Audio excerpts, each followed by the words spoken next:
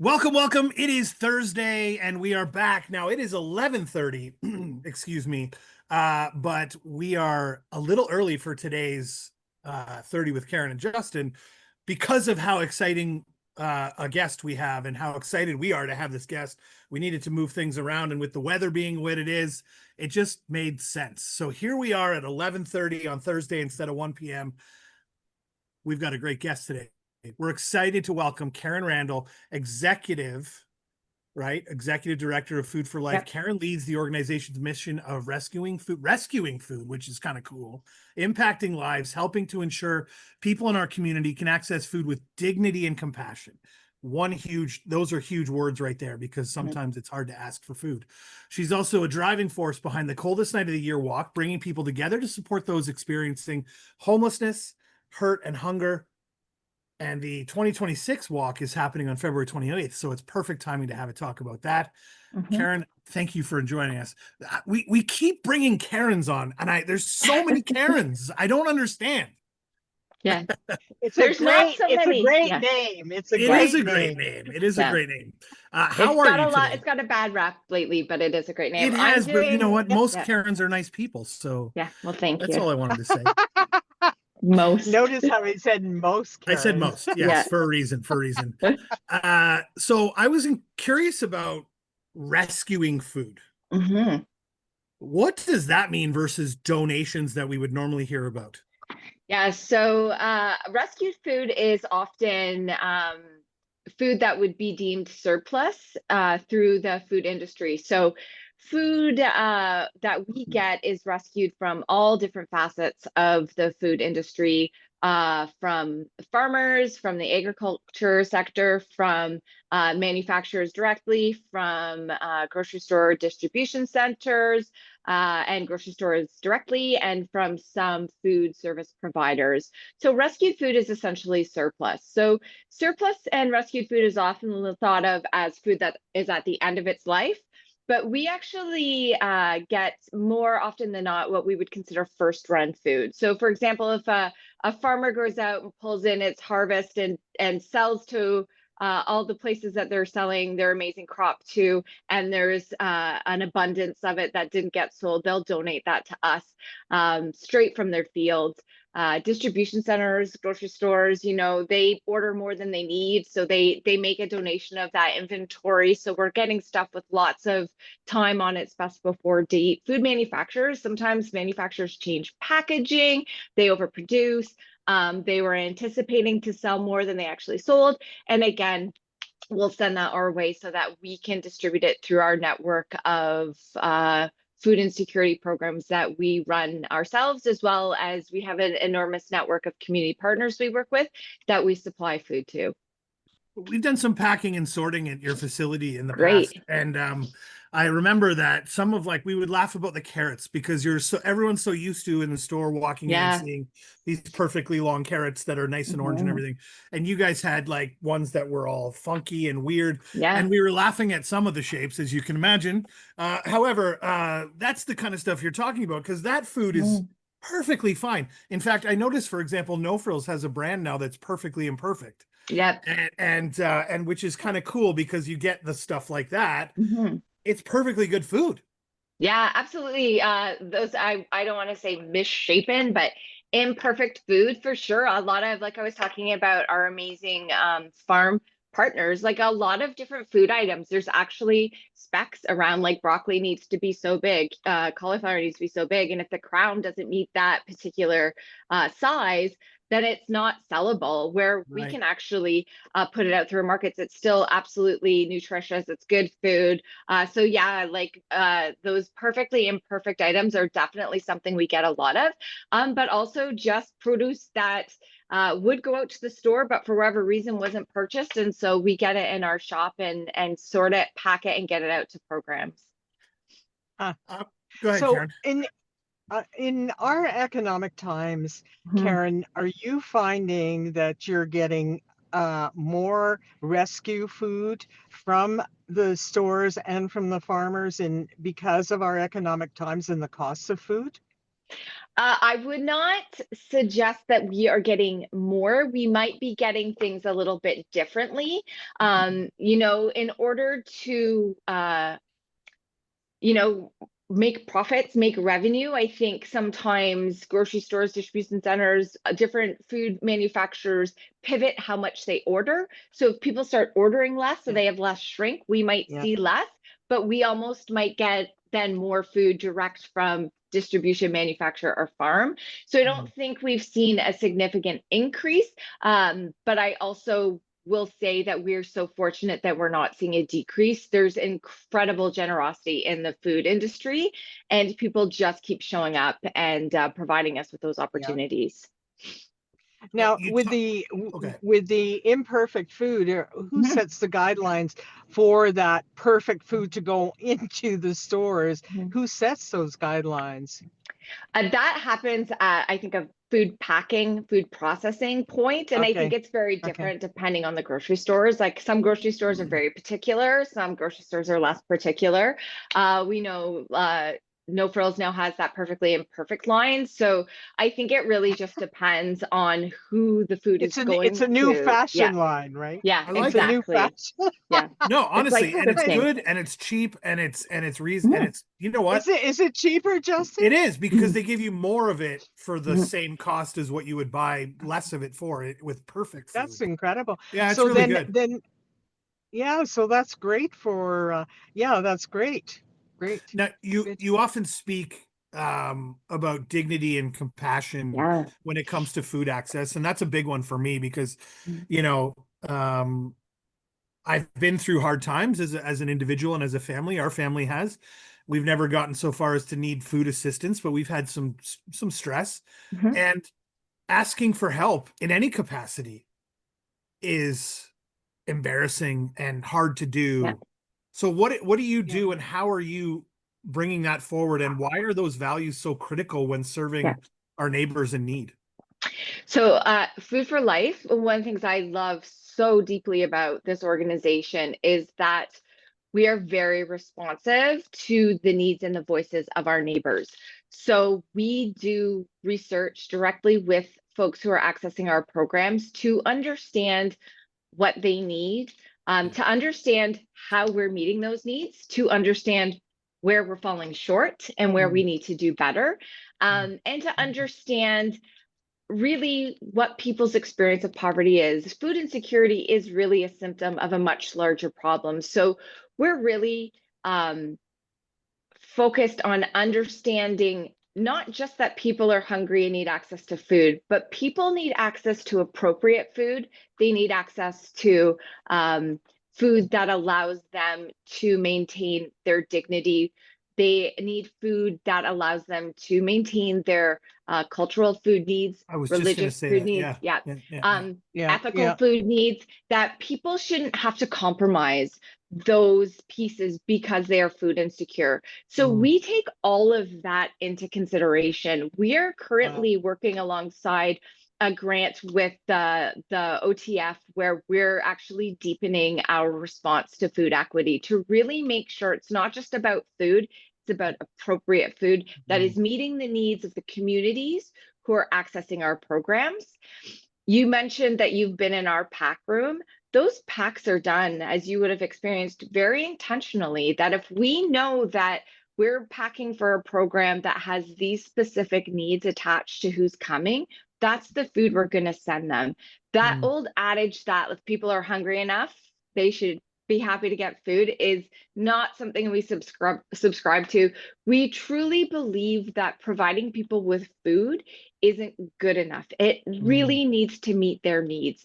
The other side of that dignity piece is really about understanding what those barriers are. One of those barriers is absolutely that it is not easy to show up at our door and say, I cannot afford to feed my family. So, how can we make that neighbor experience as comfortable and as safe as we possibly can so people can leave with their dignity intact?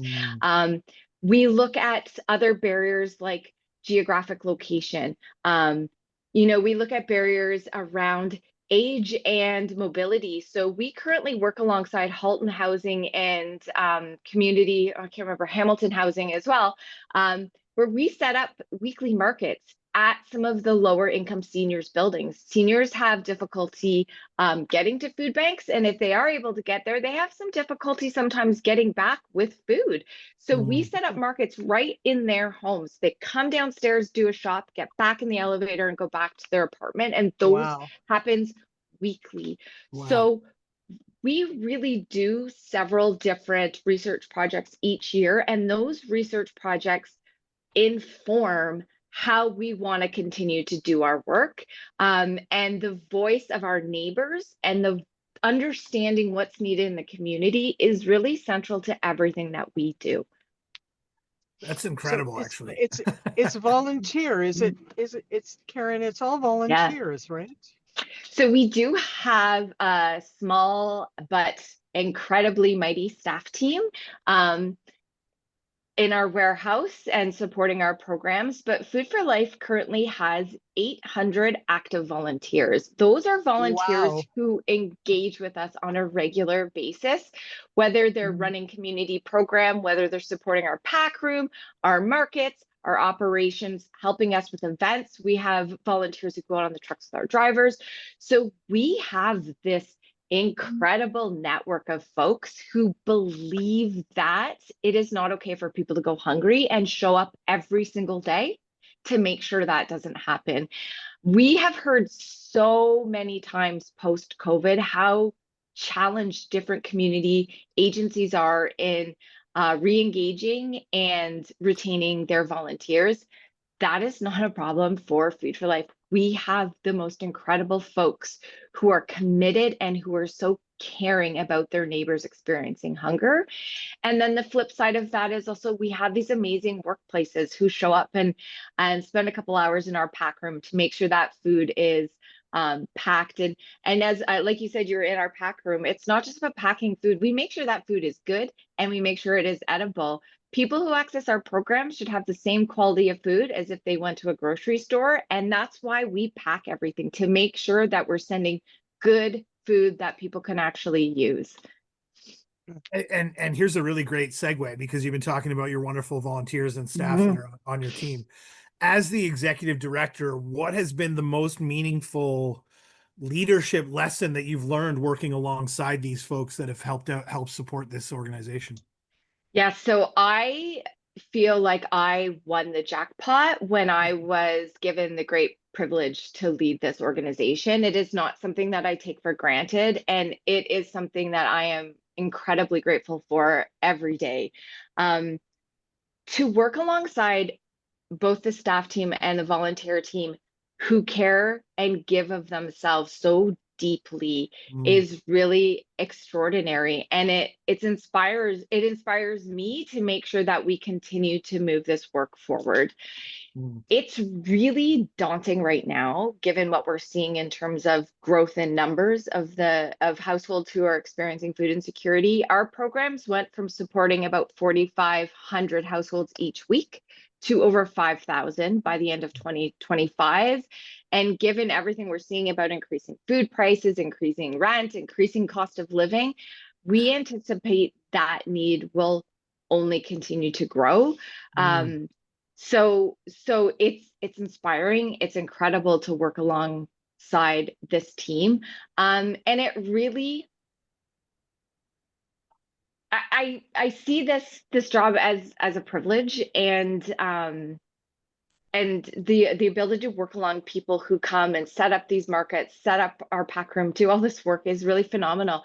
Food for Life rescued, packed, and distributed almost 5 million pounds of food. And if you don't work in the food industry, it's really hard to envision the volume of food, but it's valued at almost $17 million worth of food that went through our operations. The number of That's people, amazing, Karen. yeah, the people and the commitment it takes to do that is really incredible. And we see people just showing up day after day, asking us how we can help. I always say, like, it's not just Food for Life. It's not just the staff team. It's this incredible community of people who are working alongside us in our mission. I'm going to give you some hilarious context to that. Oh boy. Okay. 5 million pounds of food Yeah. is approximately 21,700 Justins. So if you filled a hockey arena, like the Scotiabank Center with Yep. Justins, plus more than that, Yeah. then that's how much food that you gave out or packed this year. Yeah. Yeah. How It's incredible really is cool. that? Yeah.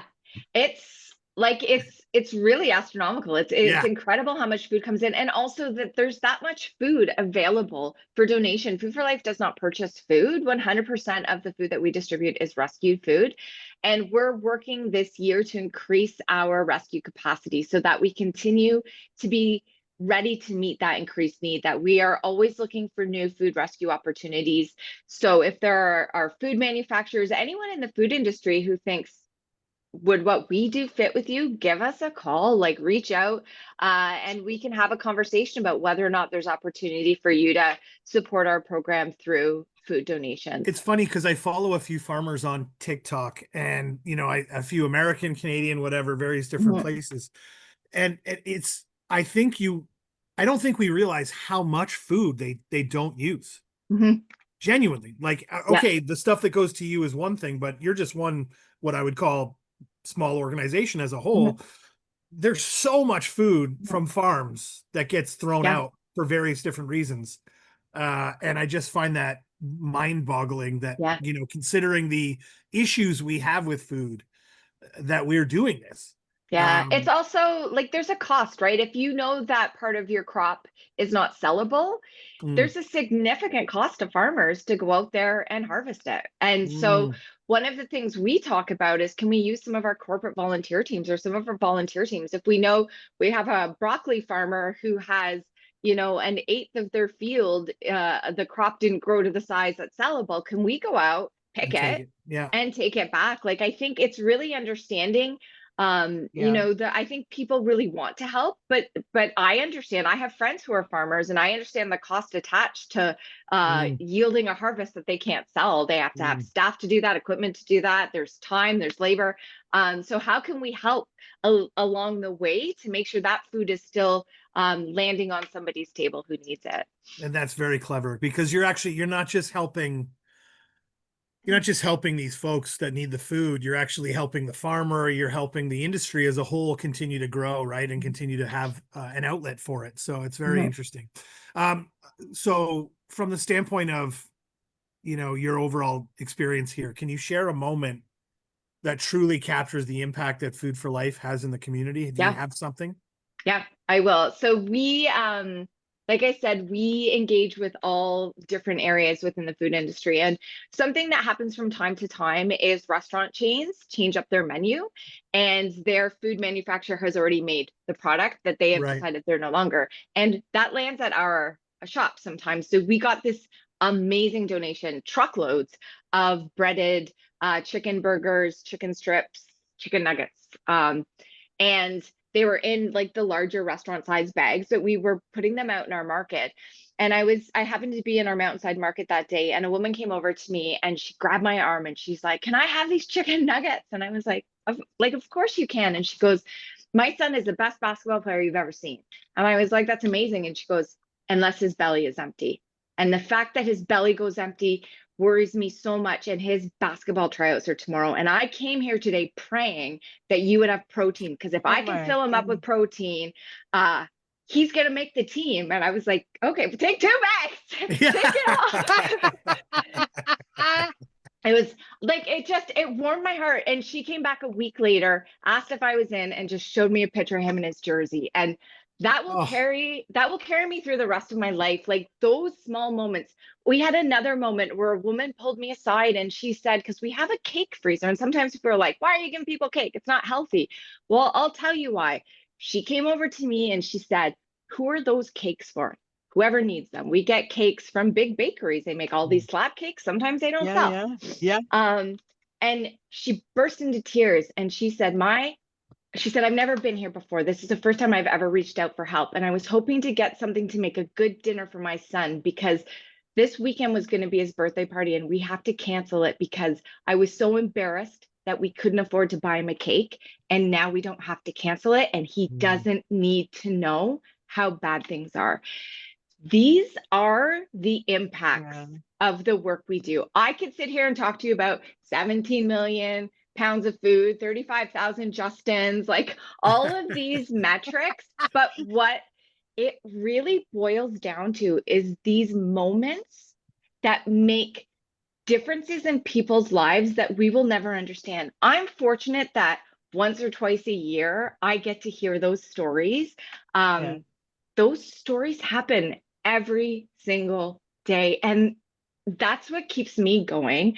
Those are the stories I tell people. If you're making a food donation, a financial donation, if you're giving of your time and volunteering, yeah, it's gonna like 1 in 7 and we're rescuing all this food, but like you are going to make a difference in somebody's day that you'll probably never understand, that you'll probably never know about, but will probably stay with them forever.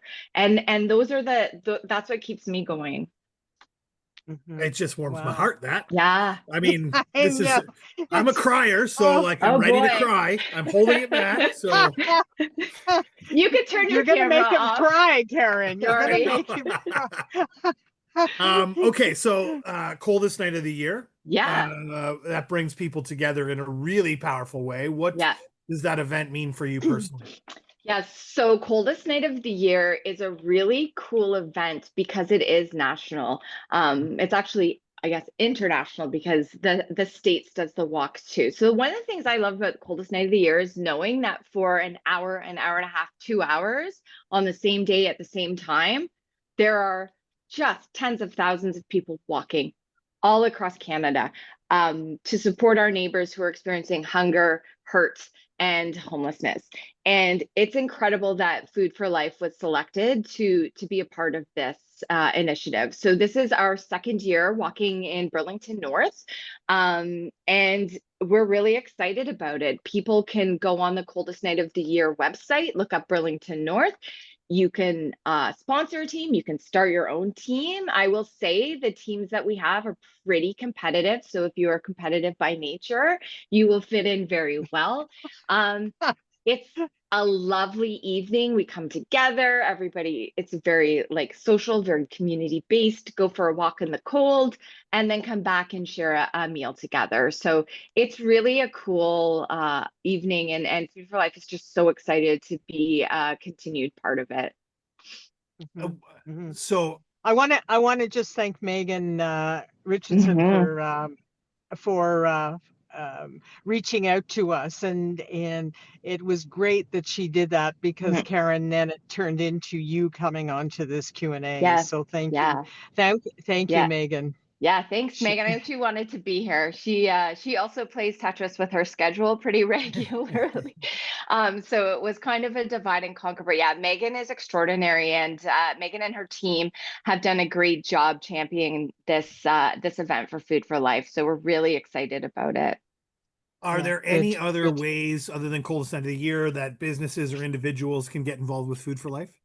Absolutely. If you check out our website, foodforlife.ca, you'll see there are a lot of different ways that you can support our organization through financial donations, through food donations, volunteering your time as an individual, booking a corporate team event.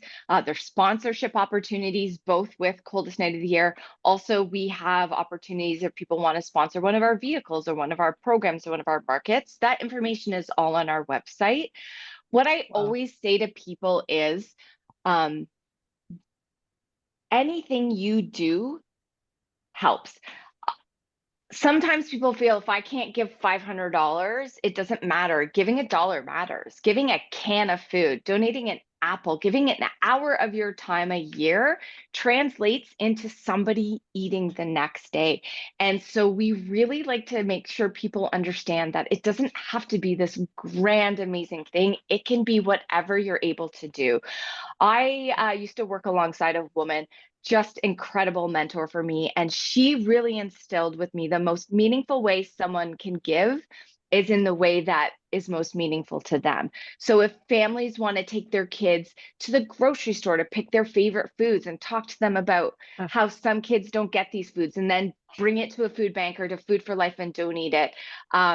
If people want to have a lemonade stand with their kids, if people want to make a financial donation, like, everything counts. We can do our work because we get big donations, but also because we get those little ones. It all goes towards the same goal of feeding people. Yeah, That's amazing. that's So wonderful. That's a when one, you know what, you've just said it in one, sort of one area of how people should do this. And it's not that you have to give 500 or 1,000. It's what you give from the heart. Yes. Yeah.